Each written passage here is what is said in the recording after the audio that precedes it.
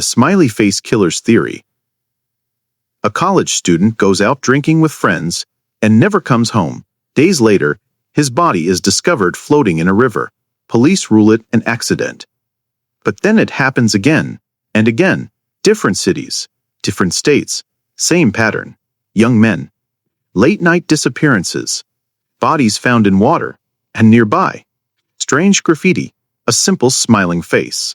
Some investigators believe these deaths are not accidents at all, but the work of a hidden network of serial killers operating across America for decades.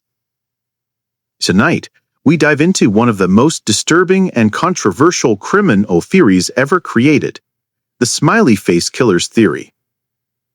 Was there truly a nationwide murder syndicate hunting college students? Or did fear and coincidence create a modern urban legend? Stay with us, because this story only gets darker from here. The smiley face killer's theory first gained national attention in the late 1990s and early 2000s. It centered around a disturbing number of cases involving young college-aged men found dead in rivers, lakes, and canals across the United States. Most victims shared eerily similar characteristics. They were usually white males, athletic or physically fit, popular students, out drinking before disappearing, found in water days later. Authorities almost always ruled these deaths accidental drownings, but retired New York City detectives Kevin Gannon and Anthony Duarte believed something far more sinister was happening. According to them, the victims were not drunk accident victims. They were murdered. And near several recovery sites, investigators noticed graffiti resembling smiley faces. To Gannon and Duarte, the symbol became the calling card of organized killers. Soon, the theory exploded across the internet, documentaries, podcasts, and true crime forums. Some people became convinced America had an active serial murder network operating in secret. Others called it pure conspiracy. Even the FBI publicly rejected the theory. But despite the criticism, the mystery never truly disappeared, because the deaths kept happening. The first major cases. One of the earliest cases tied to the theory was the death of 21-year-old Patrick McNeil in New York City in 1997. Patrick vanished after leaving a bar with friends in Manhattan. Weeks later, his body was found in the East River. Police believed he accidentally fell into the water while intoxicated, but Patrick's family insisted something was not right. He was athletic, a strong swimmer, and there were unanswered questions about the timeline of his disappearance. Then more cases emerged, in Wisconsin, Minnesota, Illinois, Pennsylvania, Ohio. Young men kept vanishing after nights out. Their bodies later appeared in nearby waterways. The similarities became impossible for some investigators to ignore. Detective Kevin Gannon eventually compiled dozens of cases that he believed were connected. His theory claimed multiple killers, possibly organized in groups, targeted intoxicated young men near bars and college campuses. The victims were allegedly abducted, murdered elsewhere, then dumped into water to destroy evidence. And according to Gannon, many bodies showed signs inconsistent with accidental drowning. Some victims reportedly had unexplained injuries. Others were found in locations that seemed difficult to access accidentally. In several cases, bodies appeared in waterways that had already been searched. How could trained search teams miss them? That question fueled suspicion. And the internet ran wild with it. The smiley face connection. The most famous element of the theory is, of course, the smiley faces. Detectives claimed graffiti symbols resembling smiley faces were discovered near several body recovery sites. To believers, this was the killer's signature, a taunting symbol left behind to mock investigators. But critics quickly pointed out a major problem. Smiley face graffiti is everywhere. It is one of the most common symbols in urban areas. Skeptics argued investigators were simply connecting unrelated markings to fit a theory. Even worse, not all graffiti actually looked alike. Some were traditional smiley faces. Others were random doodles or symbols only loosely connected. Still, supporters argued the pattern went beyond graffiti. The real connection was behavioral.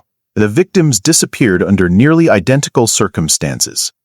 Most vanished alone late at night after leaving bars. Many were separated from friends only minutes before disappearing. Some reportedly had unusually high blood alcohol levels, and some toxicology reports suggested possible drugging. This led to another terrifying possibility. What if the victims were incapacitated before being abducted? If true, the cases might not involve simple drownings at all, but calculated murders. Why people believe the theory. To understand why the smiley face killers theory became so popular, you have to understand how unsettling these cases really are. Imagine hearing the same story over and over again. Student disappears after a party. Search begins. Body later found in water. No witnesses. No clear explanation. Case closed. For grieving families, the answers often felt incomplete. Some parents strongly rejected the idea that their sons accidentally drowned. Many victims were described as intelligent, cautious, and physically capable. Others were familiar with the areas where they vanished. Supporters of the theory also point to statistical anomalies. Drowning deaths among young intoxicated men are not uncommon. But critics of the official explanation ask, why did so many cases cluster around college towns? Why were some bodies discovered miles from where victims were last seen? And why were there often no signs of struggle near the water? Another factor that fueled belief was the emotional power of the theory itself. People fear hidden predators. The idea of an organized network targeting vulnerable victims taps into a deep psychological fear. And unlike a single serial killer, the smiley face theory suggested something even more horrifying. A coordinated system operating undetected for decades. That possibility captured public imagination, especially online. As internet true crime communities grew in the 2000s and 2010s, the theory spread rapidly through forums, YouTube videos, documentaries, and podcasts. Every new unexplained drowning became potential evidence. And over time, the theory evolved far beyond the original investigations. Some people even claimed there were hundreds of victims. Before we continue, if you enjoy deep dives into unsolved mysteries, true crime, and disturbing conspiracy theories, make sure to like this video and subscribe to the channel. And tell us in the comments right now, do you think the smiley face killers are real? Or is this one giant coincidence? Now let us look at why law enforcement pushed back against the theory so strongly. The FBI rejection. Despite public fascination, the smiley face killers theory faced serious criticism from law enforcement experts. In 2008, the FBI officially rejected the theory. Federal investigators stated there was no evidence linking the deaths together. According to the FBI, the cases were best explained by accidental drownings involving alcohol consumption. Experts pointed out several important realities. First, young intoxicated men are statistically at high risk for drowning. Alcohol impairs coordination, balance, judgment, and reaction time. Many victims disappeared near rivers or canals in freezing nighttime conditions. Falling into water while drunk is tragically common. Second, the supposed patterns may not actually be unusual. College towns naturally contain young male students' heavy drinking culture nearby waterways. In other words, skeptics argued the theory relied heavily on confirmation bias. People noticed similarities while ignoring differences. And there were many differences. Victims varied in age, locations, timelines, circumstances. Some deaths happened years apart. Others involved very different evidence. Critics also challenged the idea of a massive organized murder network. Maintaining a secret group of serial killers across multiple states for decades would require extraordinary coordination. And yet, there was almost no forensic evidence supporting homicide, no DNA, no witnesses, no confessions, no verified communications. Many criminologists believe the smiley face theory became popular because humans naturally seek patterns, especially in tragic events. Randomness feels unsatisfying. A hidden killer feels more emotionally meaningful than accidental death. But for grieving families, those explanations often felt cold and incomplete, and some cases truly did contain strange details that remain unexplained.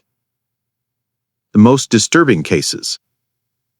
Even skeptics admit that certain cases connected to the theory are deeply unsettling. One frequently discussed example is the death of Christopher Jenkins in Minnesota in 2002. Christopher disappeared after leaving a bar in Minneapolis. His body was later found in the Mississippi River. Initially, authorities ruled the death accidental, but years later, the case was reclassified as a homicide after injuries suggested possible assault. Eventually, one suspect confessed to attacking Jenkins during a robbery attempt. For supporters of the smiley face theory, this case became powerful evidence that at least some accidental drownings were actually murders. Another troubling case involved college student Dakota James in Pennsylvania. Dakota vanished in Pittsburgh in 2017 after leaving a bar alone. His body was discovered in the Ohio River weeks later. Surveillance footage showed him walking through downtown before disappearing into the night. His family strongly questioned the official conclusions, and online investigators quickly linked the case to the smiley face theory. Then there is the strange issue of delayed body recoveries. In multiple cases, bodies appeared in waterways that had supposedly already been searched extensively. Supporters argue this suggests victims were placed there later. Skeptics counter that water conditions can shift bodies dramatically over time. Currents, debris, temperature, and visibility make river searches incredibly difficult. Bodies can remain hidden for days or even weeks before resurfacing.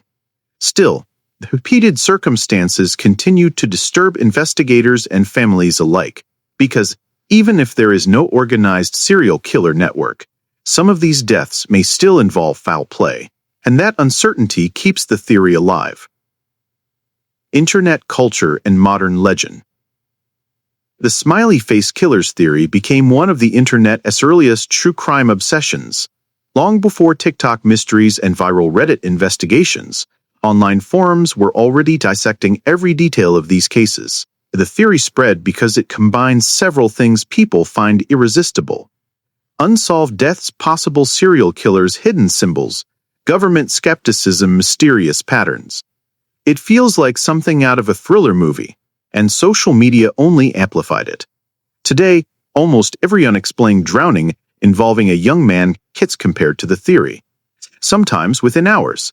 This has created a dangerous problem. Experts warn that internet speculation can interfere with investigations and traumatize families. Some relatives appreciate public attention. Others feel conspiracy theories exploit tragedy. There is also the risk of misinformation. Over time, exaggerated claims became attached to the theory. Some online creators began presenting assumptions as proven facts. Others falsely linked unrelated deaths together. That does not mean every suspicious drowning should be dismissed, but it highlights how easily fear and uncertainty can evolve into modern folklore. And in many ways, the smiley face killers theory has become exactly that: a digital urban legend built on real tragedy. So, are the smiley face killers real? The honest answer is, nobody knows. There is no verified evidence proving a nationwide murder network exists. The FBI rejects the theory. Most experts reject the theory, and many cases likely were tragic accidents involving alcohol and water. Yet there is another truth that is harder to ignore. Some deaths remain deeply suspicious. Some investigations may have been rushed, and some families still believe their loved ones were murdered. The theory survives because uncertainty survives. As long as unexplained drownings continue, as long as evidence feels incomplete, as long as grieving families seek answers, people will continue asking the same terrifying question: what if these deaths are connected? And maybe the scariest part is not whether the smiley face killers exist. Maybe the scariest part is realizing how easily people can vanish without explanation. One wrong turn, one isolated street, one late night walk home, and suddenly, you are gone. What do you think? Is the smiley face killers theory a real hidden criminal network, or a terrifying myth born from coincidence and fear? Let us know your thoughts in the comments below. And if you enjoyed this deep dive into one of America's most disturbing mysteries, do not forget to like this video, subscribe, and turn on notifications so you never miss our next investigation. Until next time, stay curious and stay safe.